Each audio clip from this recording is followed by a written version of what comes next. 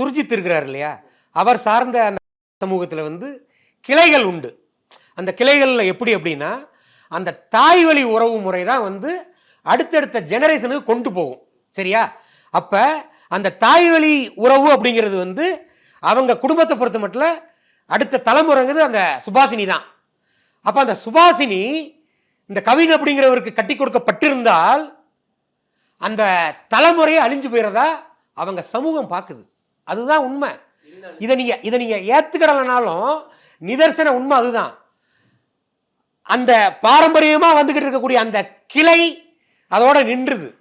அந்த கிளை முடிஞ்சு போச்சு அப்படின்னா, நீங்க நினைக்கிற மாதிரி சுபாசினிக்கும் கவினுக்கும் திருமணமே நடந்திருந்தா அவங்களோட பிள்ளைக்கு ஒரு திருமணம்னு வரும்போது ஒரு குடும்பத்தோட நீங்க கலப்பு திருமணம் காதல் திருமணங்கிறதுக்கு அப்பாற்பட்டு ஒரு குடும்பத்தோட சேர்ந்து ஒரு முடிவெடுக்கக்கூடிய பிரச்சனைகள், ஒரு நல்லதா இருக்கட்டும், ஒரு கெட்ட விஷயங்களா இருக்கட்டும், அந்த மாதிரி ஒரு இதுல ஒரு குடும்பத்தோட போகக்கூடிய இடங்கள்ல அவங்க தலைகுனிவை மட்டும்தானே சந்திக்கக்கூடிய சூழல் இருக்கு. அதான் அதனால அந்த 4 பேர் பாக்குற வேலை தான் இது. நீங்க அந்த 4 பேருன்னு சொல்றீங்க.